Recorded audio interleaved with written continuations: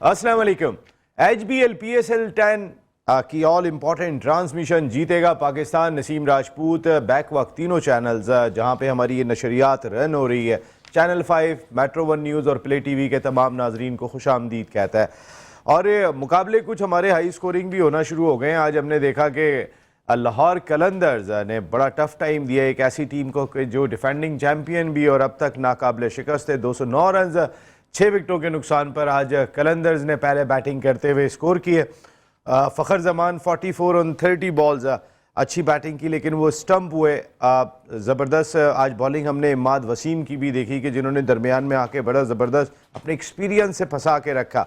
इसके अलावा कहीं ना कहीं चिप इन किया कलंदर्स के तकरीबन तमाम ही बल्लेबाजों ने। मोहम्मद नईम जिन्हें उन्होंने मुसलसल खिलाया, आज वो रन आउट हुए। 25 रन उन्होंने आज बिलाखिर स्कोर किए 4 चौकों और 1 छक्के की मदद से, लेकिन वो 22 गेंदों पे ये रन थे। इसके साथ साथ Abdullah Shafique 22, 28, Daryl Mitchell 38, Sam Billings के 17 गेंदों पर ये 38 रन थे। और इतनी गेंदों पर सिकंदर रजा ने 39 रन स्कोर करके 209 रन तक स्कोर को पहुंचा दिया। और अब इस वक्त इस्लामाबाद यूनाइटेड की टीम स्ट्रगल कर रही है इस मुकाबले को जीतने के लिए, लेकिन अब तक जितनी शानदार क्रिकेट इस्लामाबाद यूनाइटेड ने अब तक इस सीज़न 10 में खेली है, ये हमने बहुत कम देखी है। तो ज़बरदस्त किस्म का मुकाबला इस वक्त जारी है। आप सब लोग मैच को भी इंजॉय कर रहे होंगे। हमारे प्रोग्राम के साथ साथ भी जो लोग भी जुड़े हुए हैं, थैंक यू वेरी मच, क्योंकि यहाँ इनामात भी आपके लिए रखे हुए हैं। ओसाका सिक्सर टेप ने और इसके साथ साथ ओसाका लाइटनिंग, ये शानदार किस्म का टेप है। और इनका इनाम जो है वो आपको प्रोग्राम के अंदर रोज़ाना की बुनियाद पर मिलता है। आपकी कॉल भी शामिल की जाती है, आप भी आते हैं और शो का हिस्सा बनते हैं। ये एक ख़ास कोशिश की गई कि पाकिस्तान क्रिकेट को बेहतर बनाना है। हमारी क्रिकेट का ग्राफ नीचे गया है, तो जहां पर हमारे इंतहाई मोतबर पैनलिस्ट बात करते हैं, वहां पर आपके लिए भी पूरा मौका रखा गया है। नंबर आपकी स्क्रीन पर बार बार आ रहा होता है। आप जहां पे ओसाका का इनाम जीतने में कामयाब होंगे, वहां पर आप पाकिस्तान क्रिकेट के बेहतरी के लिए भी तजावीज़ दे सकते हैं कि हमें क्या कुछ करना चाहिए, क्योंकि लोग मुख्तलिफ बातें करते हुए दिखाई दे रहे हैं। बाबर आजम की जहाँ तक मैं बात कर लेता हूँ, तो बाबर आजम ने एक इंटरव्यू दिया अभी, और उसमें कई सारी बातें की जिसमें उन्होंने T20 टीम जिससे उन्हें ड्रॉप कर दिया गया था, तो वो तैयार दिखाई दी अभी पाकिस्तान से T20 खेलने के लिए। उन्होंने कहा कि ये सिलेक्शन कमेटी और उसके साथ कोचेस पे मुनहसर है कि वो मुझे इस फॉर्मेट के अंदर रखना चाहते हैं या नहीं रखना चाहते। लेकिन इसके साथ साथ उन्होंने बहुत बातें की, जो नक्काद उन पर बातें कर रहे हैं कि बोलना मुझे भी आता है, लेकिन बातें करने से ज़्यादा मैं ग्राउंड में खेलना पसंद करता हूँ। लेकिन ये अभी वैसे आप बातें करना पसंद नहीं करते, ये तो बाबर एक सच्चाई है, लेकिन ऐसा लगता है इन दिनों में आप ग्राउंड में खेलना भी पसंद नहीं करते हैं, क्योंकि कोई लंबी बारी ले नहीं पा रहे हैं आप। इसके साथ साथ और भी कई सारी चीज़ें बाबर ने डिस्कस की कि जितने मेरे बैटिंग नंबर चेंज किए गए, कभी ओपनर, कभी 1 डाउन, कभी ओपनर, कभी नीचे नंबर पे, इतने किसी के भी चेंज नहीं किए गए। जहाँ तक पेशावर ज़ल्मी की कदरे खासी नाकिस कारकर्दगी अगर जो उनका ग्राफ है उस लिहाज से रही है, तो उन्होंने कहा कि हम बैटिंग, बॉलिंग, फील्डिंग में बैक वक्त एक साथ अच्छा परफॉर्म नहीं कर सके। ख़ासतौर पे अपनी फील्डिंग को उन्होंने ज़रूर बात की। दूसरी जानिब मोहम्मद रिजवान के बारे में स्टेटमेंट जो आए हैं, और रिजवान इस वक्त लीडिंग रन स्कोरर हैं इस पाकिस्तान सुपर लीग के। Basit Ali former test cricketer, Kamran Akmal, उन्होंने आड़े हाथों लिया है रिजवान को। उन्होंने कहा कि वो अपने लिए खेल रहे हैं, वो टीम के लिए नहीं खेल रहे हैं, वो सिर्फ अपनी परफॉर्मेंस के लिए खेल रहे हैं कि मैं नंबर 1 बैटर बन जाऊँ, और टीम की उन्हें इतनी परवाह दिखाई नहीं देती। अगर वो टीम के लिए खेल रहे होते तो फिर इतने बुरे रिजल्ट नहीं होते टीम के। इस पर भी मैं ज़रूर बात करूंगा कि अब क्रिकेटर्स बात कर रहे हैं, और वो ये भी कहते हुए दिखाई दिए कि उनको T20 टीम से बिल्कुल सही ड्रॉप किया गया। वो नेशनल टीम में इस वक्त खेलने की मकसद है कि काबिलियत नहीं रखते। दूसरी जानिब डोमेस्टिक क्रिकेट की इस्तिलाहात कमेटी जो कायम की गई थी, उसमें 3 नए अरकान को शामिल कर लिया गया। ये बहुत ही इंपॉर्टेंट कमेटी है। डोमेस्टिक क्रिकेट इस वक्त हमारी जितनी नीचे जा चुकी है, उसको हमने किस बेहतर अंदाज से वापस लेकर आना है, क्योंकि जो टैलेंट इस वक्त हम पड़ोसी मुल्क इंडिया में देख रहे हैं, वो सूर्यवंशी आ जाता है 14 साल की उम्र में, सेंचुरी स्कोर कर रहा है, राशिद खान को छक्का मार के, दुनिया के टॉप स्पिनर को। अप्रोच देखें क्या है, हम किस अप्रोच के खिलाड़ी प्रोड्यूस कर रहे हैं, ये हमारी डोमेस्टिक क्रिकेट को सीरियस लेना पड़ेगा। हम हराते हैं इंडिया को, आज की तारीख तक भी अगर हम देखें तो हमारे मैचेस उनसे जीते हुए ज़्यादा हैं।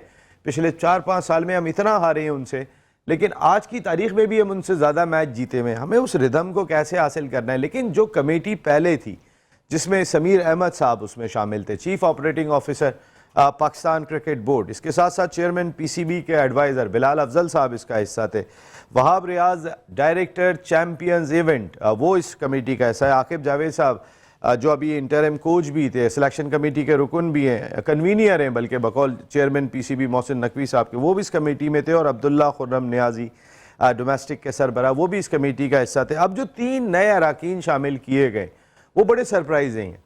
उसमें मैं जुनैद ज़िया को तो ठीक है, जनरल मैनेजर डोमेस्टिक हैं, अगर वो इस कमेटी में आते हैं तो वो बिल्कुल जाहिर सी बात है, उनका काम ही डोमेस्टिक में मिला हुआ है। लेकिन आपने 2 गवर्निंग बोर्ड के अरकान इसमें शामिल किए, जिसमें भावलपुर रीजन के सदर जो गवर्निंग बोर्ड के रुकन है तारिक सरवर साहब को आपने शामिल किया। आपने डेरा मुराद जमाली से गवर्निंग बोर्ड के रुकन ज़फ़रुल्लाह जदगाल को शामिल किया, और प्रेसिडेंट आज़ाद कश्मीर सज्जाद अली खोकर को शामिल किया। मैं सिर्फ एक सवाल जानना चाहता हूँ, कितनी क्रिकेट होती है डेरा मुराद जमाली जो एक इतना पसमानदा इलाका है बलूचिस्तान का, कितनी क्रिकेट होती है भावलपुर के अंदर, कितनी क्रिकेट होती है आज़ाद कश्मीर में, जहाँ क्रिकेट होती है उनके नुमाइंदे तो इसमें दिखाई नहीं दे रहे। ना कराची का नुमाइंदा, कराची ने नदीम उमर साहब जो कराची रीजनल क्रिकेट एसोसिएशन के प्रेसिडेंट हैं, पिछले साल 60 टाइटल होते हैं हमारे डोमेस्टिक के, कायद-ए-आज़म ट्रॉफी प्रीमियर से लेके डोमेस्टिक सतह तक, 7 में से 5 जीते कराची और सिंध ने, 2 के फाइनल खेले, रनर अप रहे, कोई नीचे नहीं रहे थे। 7 में से 5 जीत रहे हो और 2 के फाइनल खेल रहे हो, उनका नुमाइंदा नजर नहीं आता पाकिस्तान क्रिकेट बोर्ड में जो डोमेस्टिक इस्लाहाती कमेटी बन रही है। या वहां पे लाहौर जहां इतनी क्रिकेट खेली जाती है उनका नुमाइंदा दिखाई नहीं देता। रावलपिंडी इस्लामाबाद में बड़े शहरों की बात कर रहा हूं जहां ज्यादा क्रिकेट खेली जाती है उनका नुमाइंदा नहीं है। पेशावर जहां ज्यादा क्रिकेट खेली जाती है उनका नुमाइंदा नहीं है। सियालकोट जहां ज्यादा क्रिकेट खेली जाती है उनका नुमाइंदा नहीं है। आपने नुमाइंदे वो रखे हैं कि जिनके पास अपने ग्राउंड नहीं है और जहां पे वो मैचेस खेल रहे हैं वो तो मैचेस ही नहीं, कैसे वो क्या बात करेंगे। आपकी डोमेस्टिक क्रिकेट की इस्लाहात में डेरा मुराद जमाली गवर्निंग बोर्ड का रुकन क्या रोल प्ले करेगा।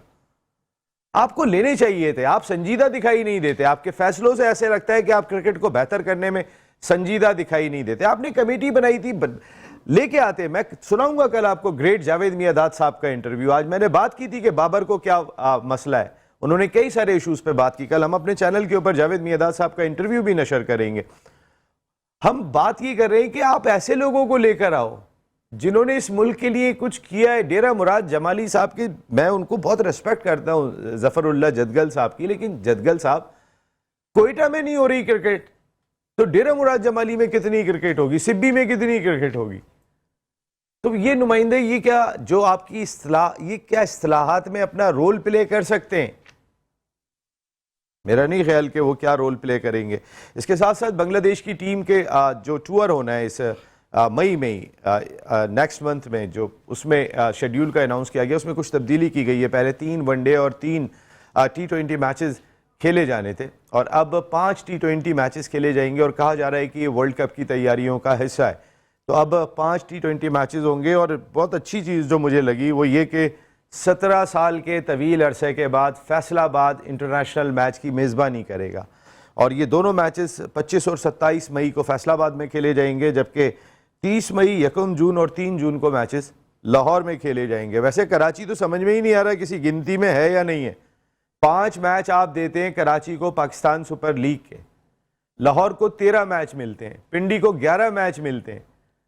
जो इतनी बड़ी आबादी का शहर है उसको 5 मैच दिया। बांग्लादेश की सीरीज हो रही है, उसके भी सारे मैच लाहौर में, 3 लाहौर में, 2 फैसलाबाद में। तो कराची के लोगों का मेरे ख्याल है दिल नहीं है या यहाँ पे क्रिकेट नहीं हो रही। जीत यही रहे, कामयाबी यही लोग हासिल कर रहे हैं। 7 में से 5 टूर्नामेंट जीतते हैं और 2 का फाइनल खेलते हैं 25-25 टीमों के अंदर। तो उसमें अगर आप जो है वो पता नहीं कौन सी इस्तिलाहत कर रहे हैं, मैं इस पर ज़रूर बात करूंगा। और जहाँ तक बात है पाकिस्तान इंडिया ताल्लुकात की, तो बहुत सारी चीज़ें आज आपने सुन ली होंगी। हमारे नाइब वज़ीर आज़म, हमारे DG/ISPR और हमारे दफ्तर खारजा के तर्जुमान ने आज जो कुछ कह दिया, मेरे ख्याल सबको समझ जाना चाहिए। खेल को अलहदा रखें और खेल पर ही बात करें। बाकी वो उनको पता है कि क्या करना है और कैसे करना है, और आपको हमसे ज़्यादा पता है इंडिया बहादुर, अभी आपकी जो 2-3 चीज़ें आप करने के लिए क्रिकेट के अंदर जा रहे हैं, आपको खुद वो बैकफायर करके वापस लेनी पड़ी, क्योंकि आपको पैसों की फिक्र होती है, आपको पैसे चाहिए होते हैं। क्योंकि आप अगर पाकिस्तान से वर्ल्ड कप में मैच नहीं खेलेंगे तो जितने सारे स्पॉन्सर्स तो आप ही के आते हैं, लॉस तो उनका है और तो किसी का लॉस नहीं है। तो आपने इसी वजह से पहले शोशा छोड़ा अपने मीडिया के जरिए और उसके बाद खुद ही उसकी आके डिनाई कर दिया कि हमारी हुकूमत जो कहेगी, तो पैसे नहीं छोड़ते। इस मामले में बड़े होशियार दिखाई देते हैं। बात करेंगे इन सारे इशूज़ पर।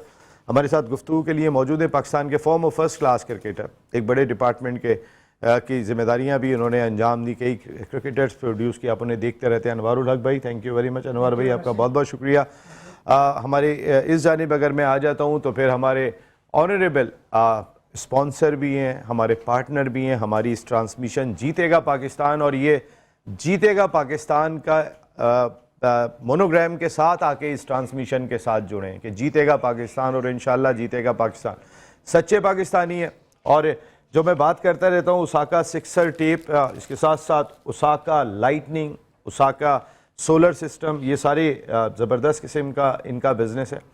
और इनका एक गिफ्ट हैम्पर भी आपके साथ हमेशा जाता है। शमीम अहमद भाई, CEO Osaka lightning and Osaka sixer टेप। Sir thank you very much once again आपकी आमद का।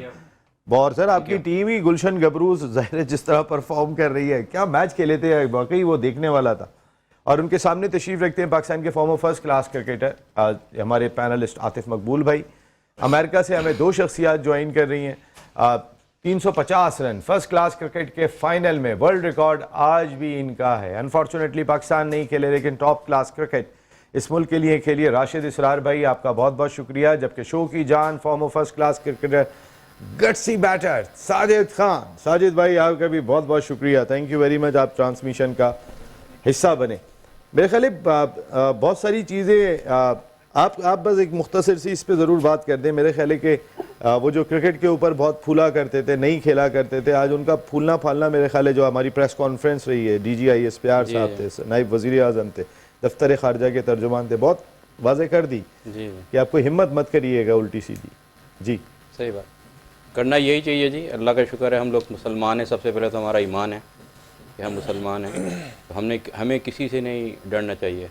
जो सच्चाई पे हो वो किसी से नहीं डरता। उसने इंडिया ने बहुत बड़ा गेम खेला है अपने आप को दुनिया में मजलूम दिखाने के लिए कि देखो मेरे साथ क्या कुछ हो रहा है। लेकिन मैं तो कहता हूँ बर्रे सग़ीर को जो बर्बाद करने में इसी का हाथ है। इसकी शरपसंदी है, ये थोड़े थोड़े वक्फे बाद ये शरपसंदियाँ करता है और दुनिया को दिखाता है देखो हमारे साथ जुल्म हो रहा है, ये हो रहा है, पाकिस्तान ये कर रहा था, और करते ये खुद ही हैं और उनको नाकामी होती है। अपनी सच्चाई ये कभी भी साबित नहीं कर सकते और न कभी साबित करेंगे, क्योंकि सच सच है। बिल्कुल सच सच है। और सच आज सुन लिया होगा, मेरे ख्याल है सारी दुनिया ने सच सुन लिया होगा कि सबूत आपके पास होते नहीं और बातें आप करते हैं इतनी बड़ी बड़ी जो समझ में नहीं आती। सर ज़रा आ जाते हैं, मैं शुएब हबीब भाई के आने का है, मैं चाह रहा था डोमेस्टिक इस्लाहाती कमेटी पर उनके साथ बात करूँ। फिर रिजवान का सवाल भी अगर उनकी गैर मौजूदगी में करता हूँ तो फिर वो बड़ा अजीब सी बात हो जाती है, तो मैं चाह रहा हूँ कि ये भी उनकी मौजूदगी में करूँ। बाबर कह रहे हैं कि मैं सिलेक्टर्स पे मैंने छोड़ा है, कि मैंने अभी T20 क्रिकेट नहीं छोड़ी। अनवार भाई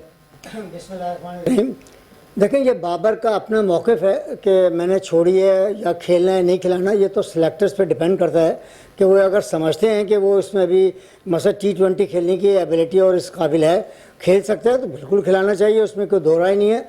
मगर सबसे बड़ा मसला ये कि वो पाकिस्तान का नो डाउट ही is one of the best player, मगर चूँकि मसला सारा स्ट्राइक रेट का मसला आ रहा था, जिसकी वजह से पाकिस्तान को काफ़ी लॉस उठाना पड़ा, जिससे हमारी टीम को काफ़ी नुकसान उठाना पड़ा और हमें शिकस्तों का भी सामना करना पड़ा। इस वजह से उनको T20 से और उससे जो है रिजवान को दोनों को जो है टीम से मतलब रेस्ट कराया। मैं तो कहता हूँ बाहर करने का लफ्ज़ अच्छा नहीं लगता, रेस्ट कराया। बिकॉज बाहर क्यों, आपको बुरा क्यों लगता है बाहर करना? सारी दुनिया में बाहर होते हैं सब प्लेयर। वो एक बात अपनी जगह पर है, मगर चूंकि दोनों की परफॉर्मेंस नो डाउट बहुत अच्छी है, मगर जो एक मेन इशू है ना, और एक जो हमारे यहाँ जिसको कंसिडर किया जाता है और बिल्कुल सही कंसिडर करते हैं, इस T20 फॉर्मेट में मतलब स्ट्राइकिंग रेट जो है ना आपका एटलीस्ट कम से कम 150 प्लस होना चाहिए। देखें ना, इसके बगैर जो है ना वो आपका सर्वाइवल नहीं है। दुनिया के क्रिकेट में जो न्यू ब्रांड ऑफ क्रिकेट है, उसमें जितने भी ओवरसीज़ प्लेयर्स खेल रहे हैं या दुनिया के कोई भी टीमें खेल रही हैं, वो उनके जो टॉप ऑर्डर बैट्समैन हैं वो 150 प्लस के स्ट्राइक रेट से खेलते हैं। और अब ये इम्प्रूव करा है। रिजवान ने जैसे इस साल अपना स्ट्राइकिंग रेट थोड़ा इम्प्रूव किया है। सर उनके बारे में तो कहा जा रहा है कि वो अपने लिए खेल रहे हैं, नहीं वो टीम के लिए वो नहीं खेल रहे, असल इसीलिए उनकी टीम नहीं, आ रही आपकी है। बात ये सही है कि असल में T20 का मसला ये है कि इसमें अगर आपने अपने लिए खेलना है तो टीम को बड़ा नुकसान हो जाता है। यहाँ पे वो आपको खेल रहे हैं या नहीं खेल रहे हैं अपने लिए? नहीं, बज़ाहिर तो मुझे ऐसा नहीं लगता है कि को उनका मिजाज ही इस तरह का है ये गलत खेलने का। बोल रहे हैं कामरान अकमल, बासित नहीं, अली। असल में इनका मिजाज जो ना, क्रिकेटिंग जो उनका सेंस है या जो उनकी एबिलिटी है, वो इसी अंदाज से खेलते हैं। और ये जो रिक्वायरमेंट है T20 की, उस फर्स्ट 6 ओवर्स की, वो फुलफिल नहीं कर पाते वो। तो सर ये तो बहुत इंपॉर्टेंट है ना, वो जी। जो वही तो फुलफिल करनी है जो नहीं हो पा रही है, तो सबसे बड़ा फॉल्ट यहीं पर ही उस है। लिहाज से जो है ना, वो उनकी T20 के अंदर जो इंक्लूजन है वो एक थोड़ा सा डाउटफुल होता है, that's why. Atif, Babar Azam T20 नहीं खेलना भी चाहते हैं, अभी उनको ड्रॉप कर दिया गया था, वो खेलना चाहते हैं। दूसरी चीज़, रिजवान के बारे में बासित अली साहब कह रहे हैं, कामरान अकमल खेल रहे हैं कि वो अपने लिए खेल रहे हैं, सेल्फिश क्रिकेट खेल रहे हैं, जिसकी वजह से उनकी टीम हार रही है। और ये तीसरी कामयाबी भी ऐसा लगता है कि हासिल कर ली है। यहाँ पर आज़म खान रिव्यू लेते हैं या नहीं लेते हैं। हारिस रऊफ बॉलर हैं, तीसरे विकेट का अभी थोड़ी देर में पता चल जाएगा। और आतिफ, ये जो बात कही है इसके बारे में क्या कहते हैं? देखें, ओवरऑल अगर परफॉर्मेंस देखें इन दोनों की तो कोई ख़ास परफॉर्मेंस नहीं है। वही बात आ गई कि जैसे रिजवान ने 346 रन आज किए हैं इस PSL में, तो PSL क्रिकेट जो है वो हमारे शोबे ही कहते हैं क्लब क्रिकेट है, तो इसकी परफॉर्मेंस तो वैसे ही कोट नहीं होती। और आपकी जितनी परफॉर्मेंसेज अगर आप उठा के देखें दोनों प्लेयरों की, तो इनकी B-C टीम के खिलाफ परफॉर्मेंस है, किसी भी बड़ी टीम के खिलाफ कोई परफॉर्मेंस है तो इनकी आप मुझे बताएं। कहीं एक मैन ऑफ द सीरीज़ बने हुए हो, कहीं इन्होंने अपने 1 साइडेड मैच जिताए हो, तो समझ में आता है इनकी परफॉर्मेंस। और ओवरऑल अगर आप देखें दोनों भाई कप्तान हैं हमारे, बाबर साहब भी और रिजवान साहब भी, और दोनों टीमें आज कहाँ खड़ी हुई हैं, किस पोजीशन पर हैं PSL के, आप शेड्यूल में देख सकते हैं कि क्या इनकी परफॉर्मेंसेज है।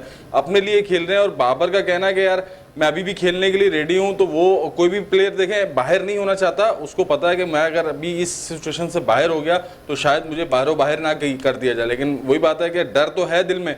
और आपकी क्या परफॉर्मेंस है जिस पे आप बोल रहे हैं कि यार मुझे अभी भी खेलना चाहिए या मैं खेलने के लिए तैयार हूँ? आपकी कोई खास परफॉर्मेंस हो, इवन कि अगर चला आपकी बैटिंग में परफॉर्मेंस ना हो, आपकी टीम तो डोमिनेट करती हुई नजर आ रही हो कि आप दोनों, यानी आप समझते हैं कि दोनों आतिफ नहीं होने चाहिए? बिल्कुल नहीं होना देखो चाहिए। आतिफ, एक कॉलर आ गई, जरा मैं बात करता हूँ। जी अस्सलाम वालेकुम। वालेकुम अस्सलाम। जी कौन साहब, कहाँ से बात कर रहे हैं? पिशावर से बात कर रहा हूँ, रफीक खान। नसीर खान भाई पिशावर से। जनाब नसीर खान भाई, क्या कहना चाहेंगे आप? अभी तो सवाल नहीं हुआ है ओसाका लाइटनिंग वाला। जी मौजू ये यानी हमारा सवाल है, पिशावर में जो बाबर आजम और ओपनिंग, इसको चेंज करना चाहिए, इसमें इस पोजीशन से नहीं आना चाहिए। अगर इससे परफॉर्मेंस नहीं होता है तो इसको नंबर चेंज करनी चाहिए। अब बाबर को नंबर चेंज करनी चाहिए अगर मुसलसल परफॉर्म नहीं हो रहा। 3 नंबर पे चले जाएं। वो तो ये शिकायत कर रहे हैं जितने मेरे नंबर चेंज हुए उतने तो किसी के नहीं हुए। नसीर भाई, दूसरी 1 डाउन पे वो इस नंबर पे ये अच्छी बैटिंग कर रहा है, बाबर भाई से परफॉर्म नहीं हो रहा है, तो हमें बड़ी शिकायत थी इससे। सर आपकी पिशावर की टीम, आप समझते हैं कि बाबर आजम और साइम अय्यूब की वजह से एक इंजरी के बाद आए हैं, वो फॉर्म हासिल कर रहे हैं, बाबर की फॉर्म नहीं है। आपकी पिशावर ज़ल्मी की टीम इसी वजह से परफॉर्म नहीं कर सकी? जी अगर उन्होंने परफॉर्म नहीं किया तो बाबर तो हमारा मेन प्लेयर है ना, अगर वो ना करे तो बाकी प्लेयर तो ना कर सकता है। वो तो टीम का हड्डी है ना। नसीर भाई, आपका सवाल आ गया, बाबर को नंबर चेंज करना चाहिए। मैं बिल्कुल आपकी बात समझ गया। नसीर खान साहब, thank you very much. Sir क्या कह रहे थे? बाबर के लिए थोड़ी सी बात करना सर प्लीज जल्दी से आ जाएं आप बाबर पे। बल्कि अगर मैं ब्रेक लेके आराम से फिर 1 घंटा लेते हैं। शुएब हबीब भाई भी। अच्छा आप पहले बात करें प्लीज। सर मैं ये कहना चाह रहा हूँ कि बाबर आजम को पूरा मौका मिला ना, उन्होंने इतने मैच खेले। हम पहले ये समझते थे, मैं खुद समझता कि यार वो अंडर प्रेशर है, उसको कप्तानी से हटाया, उसको एक नफ्सियात में आन के अपने आप को